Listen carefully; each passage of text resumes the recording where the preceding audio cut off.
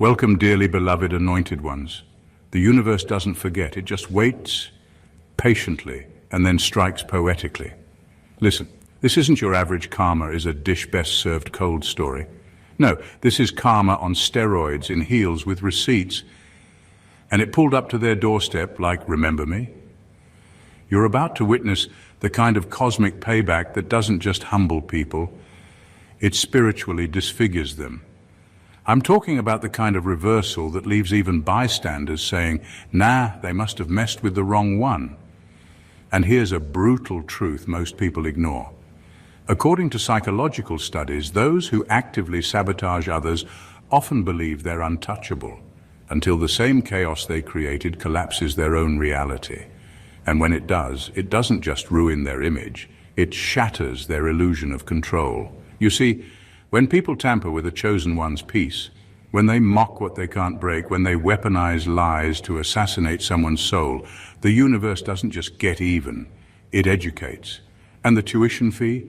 Everything they thought they could never lose. So buckle up, because what you're about to hear isn't just ironic, it's spiritually surgical. This karma, it wasn't a coincidence. It was a divine clapback wrapped in poetic justice. And spoiler alert, they're not laughing anymore. Let's get into it. Number one, they mocked the pain you hid. Now they're publicly bleeding what they laughed at. They mocked your pain like it was a comedy show. They laughed at the very thing that nearly ended you. They turned your tears into punchlines, treated your struggles like a personality flaw, and made your suffering a group activity. They never paused to ask why you were quiet, why you suddenly pulled back, or why your light seemed dimmer. They just assumed your brokenness made you lesser, weaker, or deserving of their ridicule. But what they didn't know is that your silence wasn't weakness. It was sacred ground. You were grieving. You were rebuilding. You were surviving something they could never handle for a week, let alone live through. And now, life has done something terrifying. It's handed them the very pain they made fun of. But this time there's no crowd cheering, no circle of friends laughing, no audience to applaud their mockery. The exact emotional hell you once faced, be it heartbreak, betrayal, sickness, abandonment, loss, or mental torment, has shown up in their own life. And it's not funny anymore. Suddenly their world is crumbling, the mask is falling, people are watching them fall apart in real time. Their smiles look forced, their confidence looks cracked, and their energy looks haunted. Because karma didn't just spin the block, it hit hard, and it hit public. Now they understand what you were going through, but it's too late. There's no apology big enough to erase the way they dragged your name through casual conversations. No, I was just joking, can undo the way they enjoyed your pain. What they thought was weakness in you was actually depth, and what they thought was strength in themselves was just borrowed arrogance. Now they're crying the same tears they once rolled their eyes at. They're waking up with the same heaviness they mocked you for carrying. And suddenly, your story doesn't seem so pathetic. It seems prophetic. People are watching. And those same spectators who once laughed with them are now whispering, damn, they're getting exactly what they put out. That's the scary thing about karma. It doesn't hit where it hurts, it hits where you thought you were safe. And this time, it didn't come to teach softly. It came to embarrass thoroughly. They didn't just learn a lesson, they're living inside one. Number two, their curse boomeranged so fast they thought you cast something back. They were so confident you'd fall that when everything started going wrong for them, their first instinct wasn't to self-reflect. It was to blame you. They couldn't wrap their heads around how fast their life started spiraling after what they did to you. The money dried up, relationships crumbled, peace disappeared, and nothing was going their way. It was like a dark cloud followed them everywhere. And the wildest part, they actually thought you were behind it. They became paranoid, whispering to each other that maybe you did something spiritual, maybe you sent something back, or maybe you were more powerful than they thought. But here's the twist. They cast their own destruction. You didn't have to lift a finger. You didn't pray for revenge. You didn't light a candle or chant a word. All you did was survive with a clean heart, while they drowned themselves in wickedness. Their intentions were so nasty, so focused, so fueled by jealousy and ego that it formed its own curse. They sent energy out into the world so toxic it couldn't find you, so it returned to sender. And when it did, it didn't knock politely. It tore through their life like a spiritual wildfire. That's the part they never expected. They thought karma was slow, distant, or optional. But what they put out circled back fast, because they messed with someone protected, and it scared them, it shook them to their core. Their luck turned so drastically they genuinely believed you had to be behind it. But that's how loud the consequences became. They forgot that bad intentions don't vanish just because you lie about them. Energy doesn't care about the cover story. It responds to the truth underneath. The irony is painful. They thought they were in control, but now they're begging for answers, for clarity, for peace they once tried to steal from you. They didn't believe in spiritual law when they were plotting, but now they're Googling protection prayers. They're burning sage they don't even understand. They're scared because something is clearly off, and they know deep down it started when they came for you, not because you're a witch or a warrior, but because you were innocent. And when innocence is attacked, karma doesn't just respond, it erupts. Number 3, they played puppet master. Now they're trapped in their own web. They thought they were the genius behind the scenes, pulling all the strings, playing people like chess pieces. They smiled in your face while planting lies behind your back.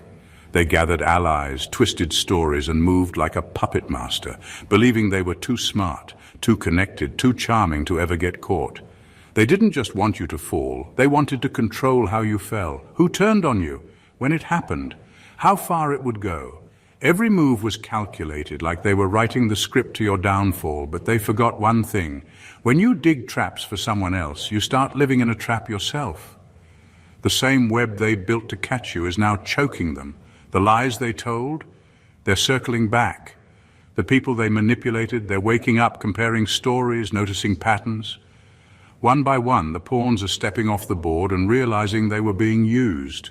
And now the so-called puppet master is panicking because the narrative is unraveling, and this time they can't control it.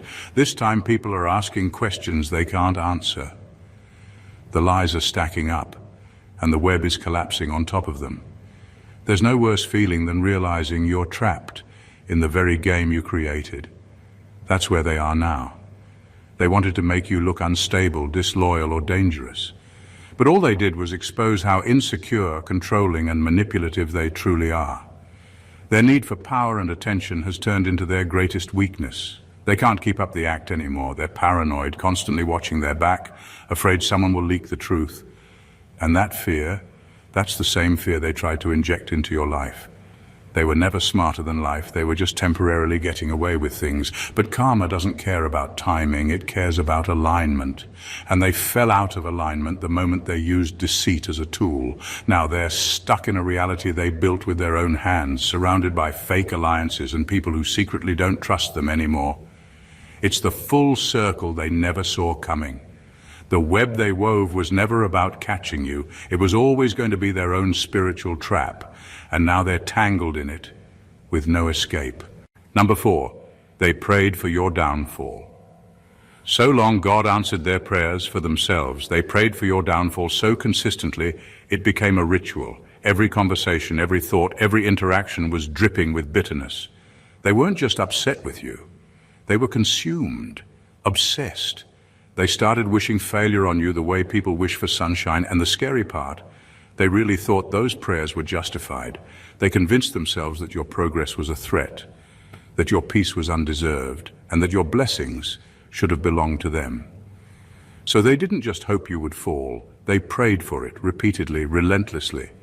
But the universe does not respond to names. It responds to energy, it responds to motive. You cannot cover a rotten heart with religious language and expect divine favor. They weren't praying from a place of healing. They were praying from a place of hate. And because of that, they didn't align with your downfall. They aligned with their own destruction. Without realizing it, every time they spoke negativity over your life, they were planting seeds in their own soil. Every time they whispered, "I hope they lose everything," the universe said, "Noted." You just claimed that energy. Now everything they wished for you is showing up in their world: confusion, setbacks, isolation, delay, loss. But it's not punishment, it's reflection. Their prayers didn't move God, their energy moved the outcome.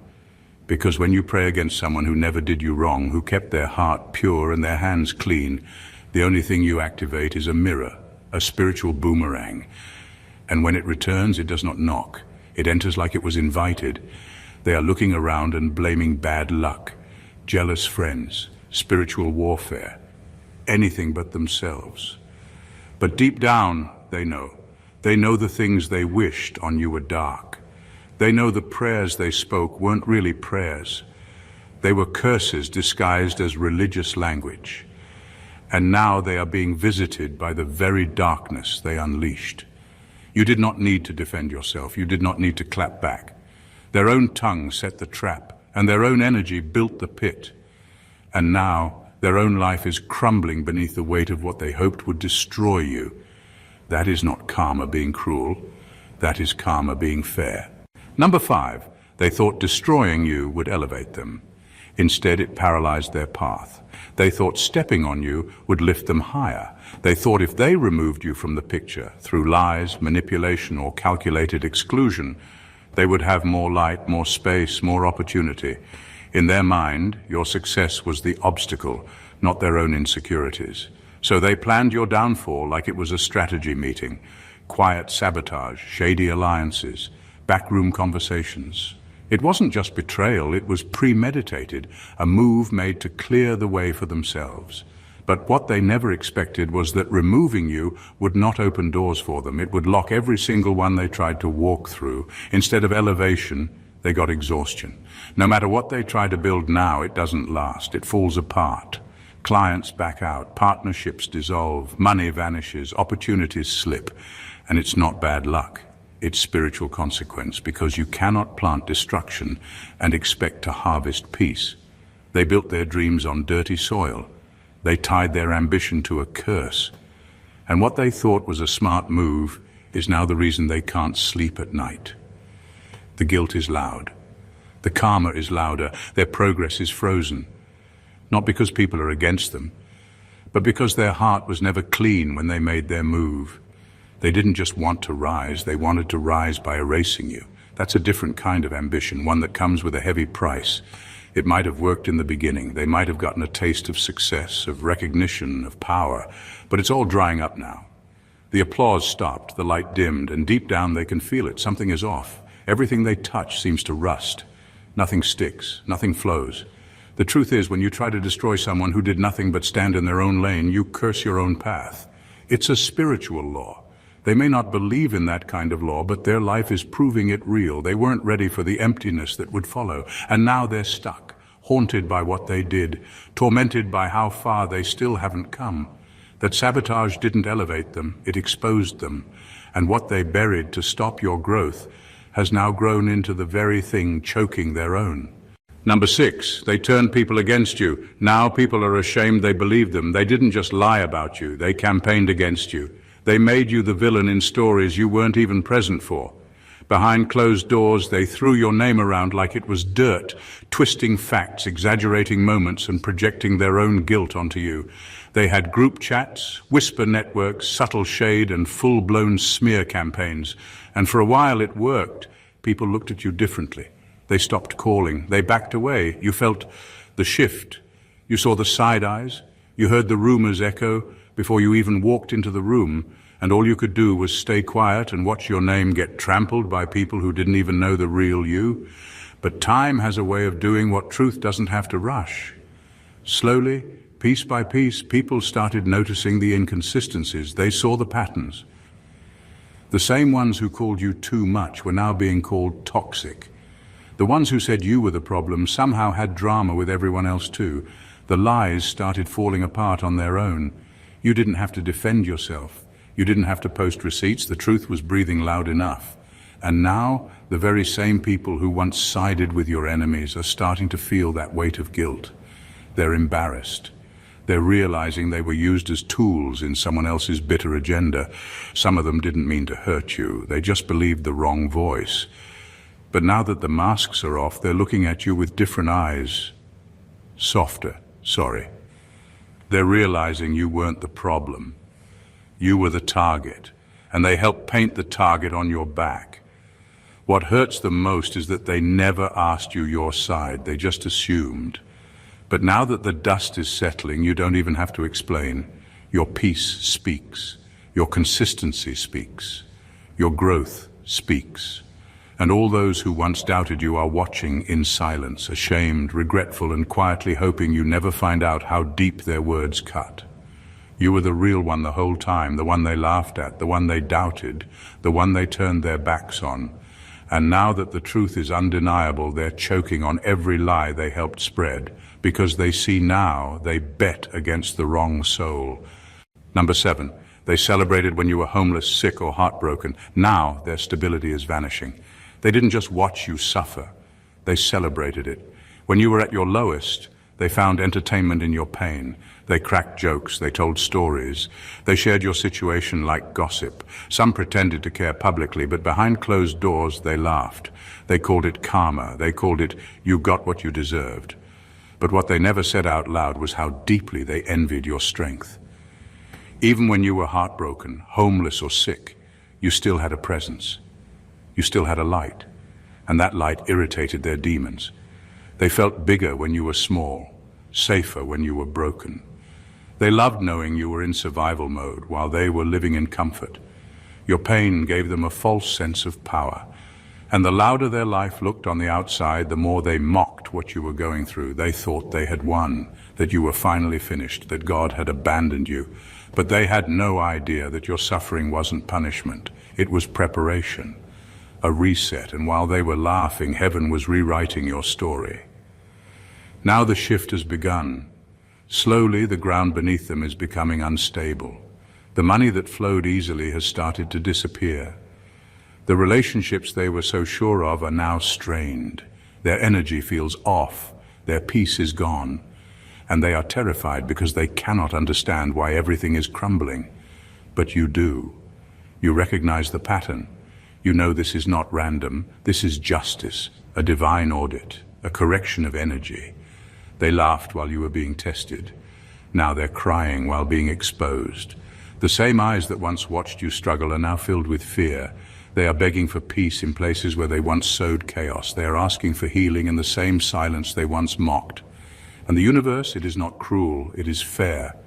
What they put out has circled back, not out of revenge, but alignment. You did not have to curse them. You did not have to plot. Life did the math on its own, and now everything they built on your downfall is collapsing because it was never blessed.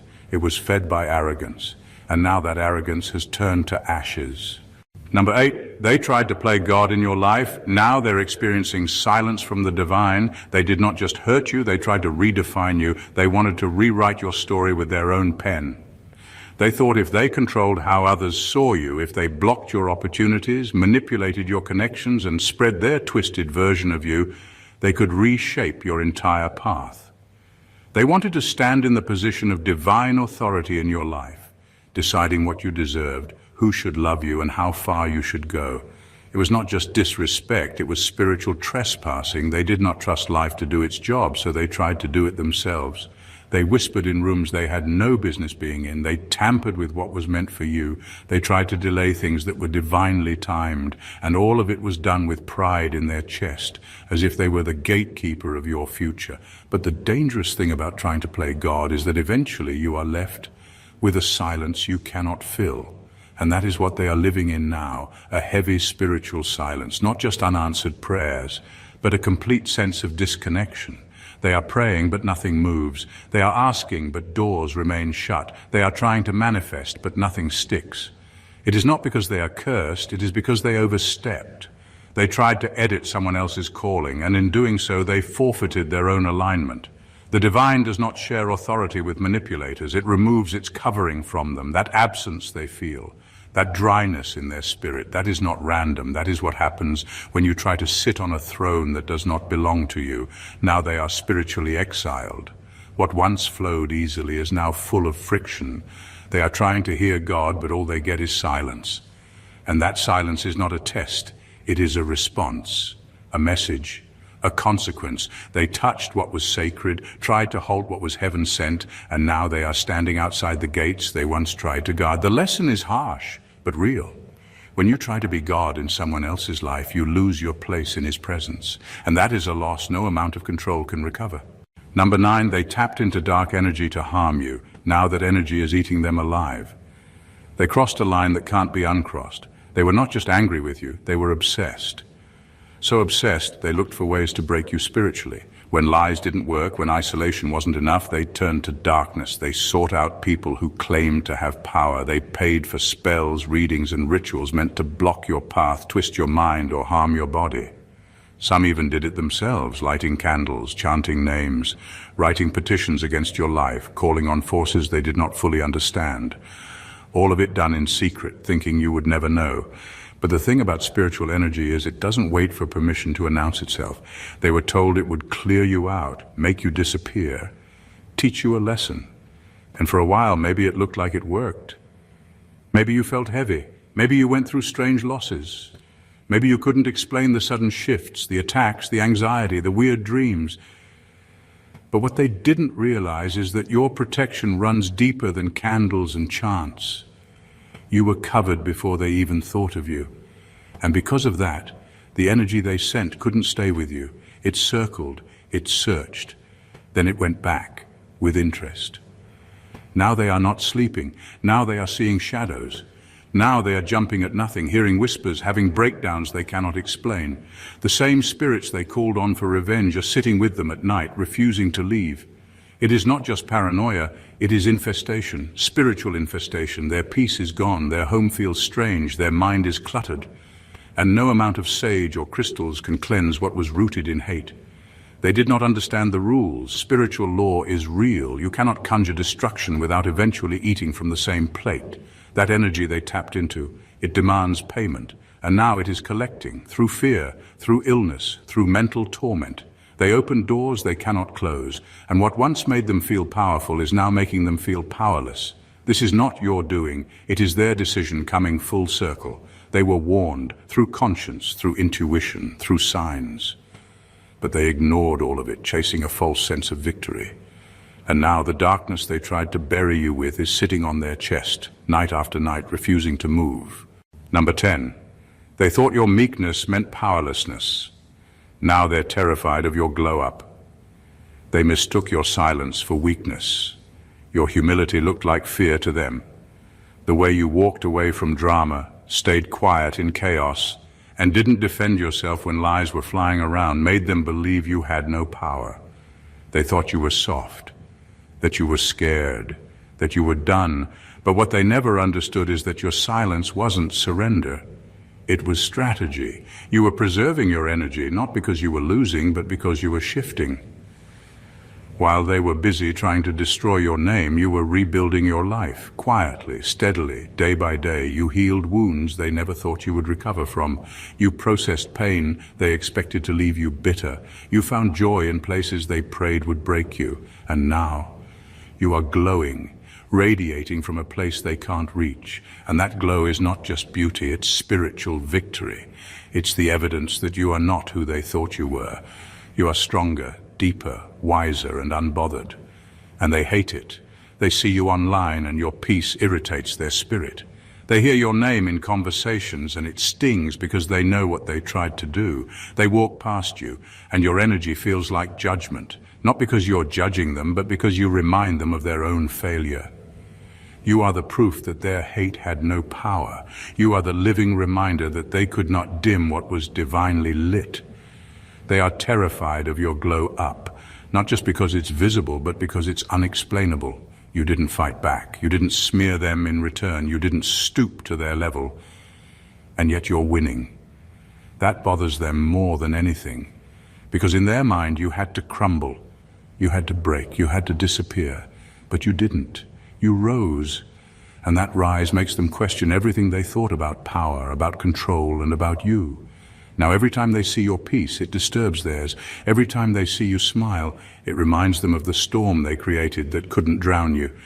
And that's the worst punishment of all. Knowing the one they called weak became untouchable, and they never saw it coming. Number 11, they took a piece of your soul. But the universe took a piece of their sanity. They did not just hurt you, they took something sacred from you, a piece of your soul, not in the dramatic, poetic way people casually say it, but in the real, painful sense. They took your trust, your innocence, your vulnerability, and they handled it with cruelty. They used your loyalty as a weapon. They fed off your kindness while secretly mocking it. And when they were done taking, they left you to deal with the silence, the confusion, and the emotional wreckage. But the universe was watching. And what they thought was a clean escape became the beginning of their internal collapse. Because when you betray a pure soul, you do not just walk away, you disconnect from peace, from favor, from alignment. And that disconnect is subtle at first. Things just stop flowing, the timing feels off, joy becomes harder to find, but soon it grows louder.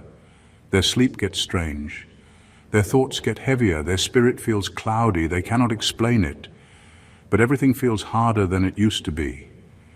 That is what happens when you violate someone who was divinely placed in your life, not for gain but for growth. They did not just lose you, they lost the version of themselves they were when they had you, that grounded, guided, more whole version.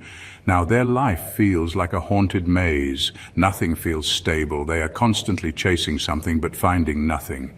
Even the things they used to enjoy now feel shallow. Their energy is scattered.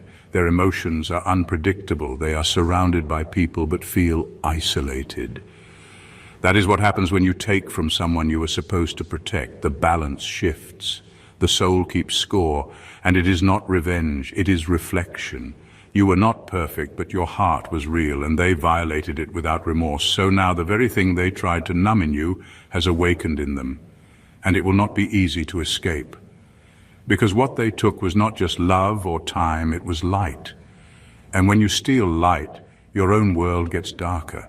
They did not just lose a good person, they lost access to the kind of energy that could have elevated them, and now all that is left is noise in the mind, weight in the soul, and a quiet knowing deep inside that something valuable is gone and it is never coming back. Number 12, they thought time would bury the truth. But time became the truth's microphone. They were sure time would wash away the damage. That if they kept quiet long enough, smiled wide enough, and stayed in the right circles, people would forget what they did to you. They counted on your silence becoming your sentence. They believed the lie would settle into history as fact, and they would be safe behind the image they built. Time to them was a hiding place, a shield. But what they forgot is that time is not neutral. Time does not protect lies. It pulls them apart. As the days passed, cracks began to show, not because you said anything, but because their energy could not hold the weight of their own deception. The mask started slipping. The story started unraveling. People began asking questions, connecting dots, remembering moments that once seemed harmless. And one by one, the lies they told started losing power. Even people who never met you began to feel something off about them. Their presence felt rehearsed. Their stories didn't match. Their energy felt misaligned. Time was doing what truth always knew it would. It was peeling the layers, not to destroy, but to reveal. The exposure was not loud at first. It started in the subtle way people pulled back. The change in tone when their name came up. The side glances, the tension. It built slowly, like smoke rising before the fire is visible. But now, it is undeniable. Time gave the truth a microphone. And that microphone is echoing in rooms they never expected to lose. Reputations are shifting. Trust is vanishing, and the image they worked so hard to maintain is turning into a shadow of suspicion. They are suffocating under their own performance, not because you exposed them, but because truth never stays buried forever. It does not matter how much charm, money, or social reach they have. Once the energy is off, people can feel it, and that feeling spreads faster than any rumor. They underestimated how deeply spiritual truth is. It does not need a platform to speak. It just needs time. Now they walk around with that weight, trying to control the narrative but feeling it slip, trying to stay composed but feeling it crack, and the silence they once found comfort in is now filled with the loud, undeniable sound of everything catching up to them. Time was not on their side, it was on truth's, and the truth is winning. Number 13, they wanted you gone, but God wanted you crowned. They did everything in their power to erase you. They tried to write you out of your own story. The gossip was intentional. The group chats were strategic. The fake concern, the staged sympathy, the crocodile tears. They were all calculated tools in their mission to push you out, to make you disappear, to make people question your worth, your sanity, your integrity. It wasn't just dislike. It was a full-blown erasure campaign dressed up as concern. They wanted you forgotten, replaced, irrelevant, but what they didn't realize is that you were never chosen by them in the first place. You were anointed, not appointed. Your light didn't come from popularity. Your presence didn't depend on their approval. Your calling wasn't something they could vote on. That's why their tactics failed. That's why no matter how many people they turned against you or how many narratives they forced into circulation, you remained, and not just survived, but began to rise. Because what they tried to bury was not just a person, it was divine purpose, and purpose can't be cancelled, not by jealousy, not by envy, not even by spiritual warfare. Now the reversal has begun. Their lives, once loud and admired, are starting to dim. The attention they once basked in feels empty. The praise they craved is being replaced by whispers of suspicion. Meanwhile, you are stepping into light that feels too pure to be man-made, because it is not. It is alignment. It is heaven saying, I saw everything and now it is time. This is divine inversion. The ones who schemed are now scrambling. The ones who tried to silence you are now being silenced. The ones who wanted you gone are now being removed from rooms they thought belonged to them. And it is not you doing it. It is not revenge. It is spiritual justice moving in real time. You are being crowned in places they swore you would never enter. You are gaining support from people who were once blind to your value. Your name is being restored, not by force, but by favor. And that favor is louder than any lie, more enduring than any betrayal, and more powerful than every attack they launched.